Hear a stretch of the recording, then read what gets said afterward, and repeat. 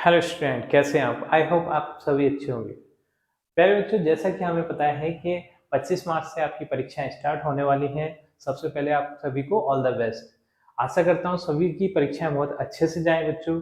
उसी परीक्षा को और बेहतर बनाने के लिए हमने यहाँ पर कक्षा 5 के हिंदी का मॉडल प्रश्न पत्र तैयार किया है।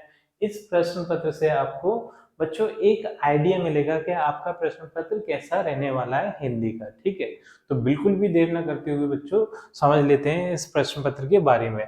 तो यहाँ पर बच्चों जो आपको परीक्षा का जो समय मिलने वाला है वो आपको 2.5 घंटे मिलने वाला है। ठीक है, और जो प्रश्न पत्र रहेगा वो आपका 60 नंबर का रहेगा।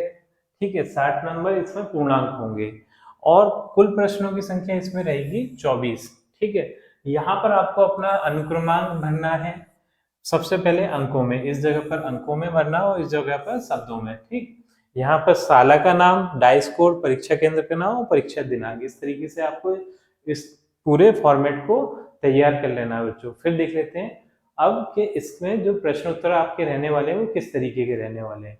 बच्चों जो सबसे पहले आपको जो प्रश्न पूछे जाएंगे वो सही विकल्प वाले प्रश्न पूछे जाएंगे। जैसा कि यहाँ हम देख पा रहे हैं, जो प्रश्न क्रमांक 1 है हमारा, वो है चाहा नहीं मैं सुरवाला के गहनों में गूंथा जाऊं, कविता के कवि का नाम क्या है।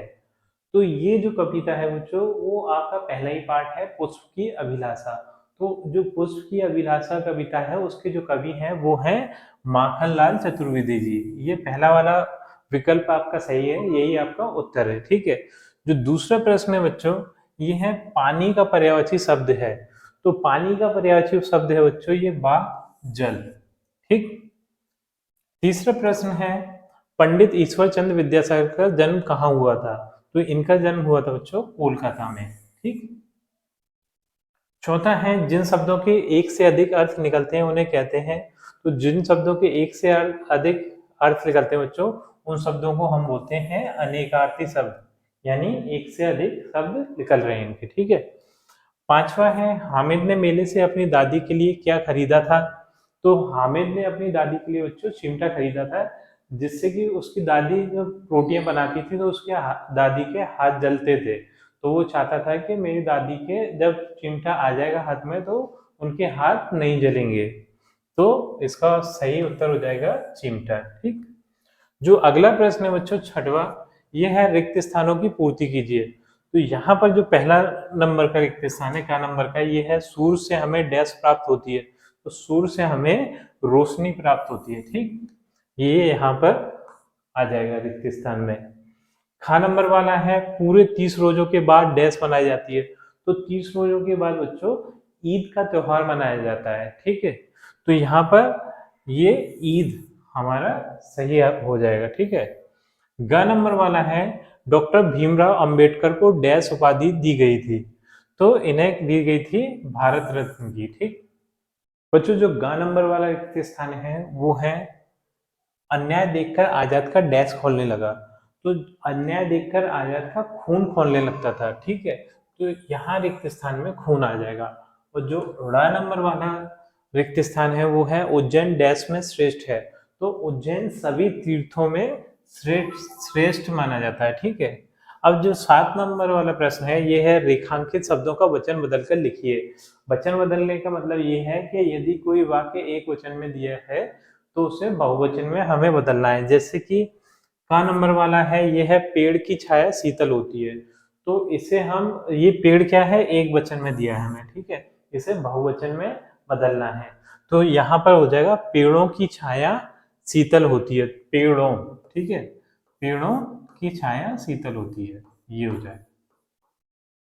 खा नंबर वाला है राम खेत में पानी देता है। तो यहाँ पर जो खेत है वो एक वचन में दिया है, इसे हम कर देंगे खेतों में पानी देता है, खेतों। इस तरीके से ये वचन वचन बदल गया। ठीक है, और गा है अनपढ़ को पढ़ने दो। मतलब ये अनपढ़ एक वचन में दिया है, यहाँ पर हो जाएगा अनपढ़ों को खेलने दो, ये बहुवचन में बदल दिया हमने। ठीक है, 8वें नंबर का प्रश्न है ये है निम्नलिखित तद्भव शब्दों की तत्सम रूप से सही जोड़ी बनाइए। तो यहाँ पर जो देख रहे हैं आप ये तद्भव शब्द दिए हैं और इधर इनके तत्सम शब्द दिए हैं। ठीक है, तो हमें तद्भव को तत्सम से मिलाना है। जैसे ग्रह, ग्रह का तत्सम होता है बच्चों घर, तो इसे इससे मिला देंगे। अग्नि, अग्नि का तत्सम होता है आग, तो इसे इससे मिला देते हैं। और पुष्प का फूल। इस तरीके से ये सही जोड़ी आपकी हो जाएगी। नवा है, निम्नलिखित मुहावरों में से कोई दो का वाक्य प्रयोग कीजिए। यहाँ पर 3 मुहावरे दिए बच्चों, किन्हीं दो का हमें वाक्य प्रयोग करना है। तो जैसे कि ईद का चांद होना, तो ईद के चांद होने का मतलब होता है बहुत दिन बाद दिखाई देना। तो कोई दोस्त हमारा बहुत दिन बाद दिखाई दे रहा है, तो उससे हम कह सकते हैं राहुल तुम तो ईद के चांद हो रहे हो। ईद का चांद मतलब वो बहुत दिनों बाद हमें दिखाई दे रहा है। ठीक है। बाहें, 9-2-11 होना, 9-2-11 होना मतलब भाग जाना। ठीक है। तो यहाँ पर हम वाक्य बना सकते हैं, पुलिस को देखकर चोर 9-2-11 हो गए। अब बच्चों जी आपकी पाठ्य पुस्तक से कुछ है ना प्रश्न यहाँ पर दिए गए हैं, जैसे पुष्प वनमाली से क्या कह रहा है, शिवाजी ने किस युद्ध प्रणाली का उपयोग किया था।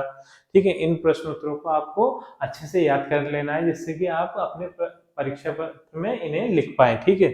और ये बच्चों ये जो आपकी एक प्रार्थना पत्र दी है किसके, 2 दिन के अवकाश हेतु, कि किसी की तबीयत खराब हो गई है, उसे 2 दिन की छुट्टी चाहिए, तो अपने वो प्रधानाचार्य या फिर प्रधान अध्यापक को एक प्रार्थना पत्र देकर 2 दिन की छुट्टी ले सकता है। वो आपको याद करना है, ये बहुत ज्यादा इंपॉर्टेंट है, आपके परीक्षा पत्र में आएगी ही आएगी बच्चों। ठीक है। अब इसके अथवा में एक निमंत्रण पत्र है कि आपके बड़े भाई की शादी हो, अपने दोस्त को किसी को आपको शादी में बुलाना है, तो उसके लिए एक निमंत्रण पत्र लिखना है। किस तरीके से लिखना है आपको, तो ये आप याद कर लीजिएगा, ये भी इम्पोर्टेंट है बच्चों, ये आपके परीक्षा में आ सकता है। ठीक। अगला है, निम्नलिखित गद्यांश को पढ़कर नीचे लिखे प्रश्नों के उत्तर लिखिए। तो यहाँ पर एक गद्यांश दिया है बच्चों, इस गद्यांश को आपको पढ़ना है, इसे समझना है, समझकर फिर यहाँ से इससे संबंधित कुछ प्रश्न पूछे गए हैं, तो इन प्रश्नों का उत्तर आपको लिखना है। जिससे मैं पढ़ के बता देता हूँ, अभ्यास के बिना जीवन में सफलता नहीं मिल सकती। पहली बार प्रत्येक कार्य कठिन लगता है, यदि हम उस कार्य को कठिन समझ कर बैठ जाएं तो उसे फिर कभी भी नहीं कर सकते। निरंतर अभ्यास ही ऐसी कुंजी है जो मनुष्य के लिए सफलता के द्वार खोल देती है। अभ्यास से विद्या अमृत बन जाती है, तो बिना अभ्यास के विद्या विष बन जाती है। तो यहाँ पर बच्चों कठिन कार्य सरल कब बन जाता है, तो कठिन कार्य बच्चों बार बार के अभ्यास से सरल बन जाता है। ठीक है। तो इस तरीके से ये प्रश्न हो जाएगा, विद्या कब अमृत और कब विष बन जाती है। तो इसका देखो यहाँ पर ही उत्तर दिया है, अभ्यास से विद्या अमृत बन जाती है, और तो बिना अभ्यास के विद्या विष बन जाती है। ठीक है। यहाँ से लेके यहाँ तक इसका वाले का उत्तर हो जाएगा बच्चों। सा है, उपयोग गद्यांश का उचित शीर्षक दीजिए। तो इसका शीर्षक हो जाएगा बच्चों अभ्यास। ठीक है। तो अभ्यास हम शीर्षक ले सकते हैं, बहुत ही अच्छा शीर्षक है। ठीक। 18वां प्रश्न है बच्चों, दिए गए चित्र पर 5 वाक्य लिखिए।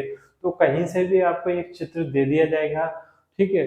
हो सकता है आपकी पाठ्य पुस्तक में से दे दिया जाए, या फिर एडक्रेड वाली जो बुक है आप पर उसमें से दे दी जाए, और उस पर आपको 5 वाक्य उससे संबंधित लिखना है। ठीक। 19वां है, निम्नलिखित विषयों में से किसी एक पर 10 पंक्तियों में अपने शब्दों में लिखिए। तो यहाँ पर बच्चों ये मेरा विद्यालय, मेरा स्कूल, मेरा प्रिय मित्र, रक्षाबंधन, इसमें से एक विषय पर आपको 10 पंक्तियां लिखना है। बड़े आराम से कर सकते हैं आप बच्चों। ठीक है बच्चों, इसी के साथ हमारी ये वीडियो कंप्लीट होती है। आई थिंक ये वीडियो आपको अच्छी लगी होगी। यदि आपको वीडियो अच्छी लगी है तो वीडियो को लाइक कर दीजिए, चैनल को सब्सक्राइब कर दीजिए। आपसे मिलते हैं अपनी अगली वीडियो में।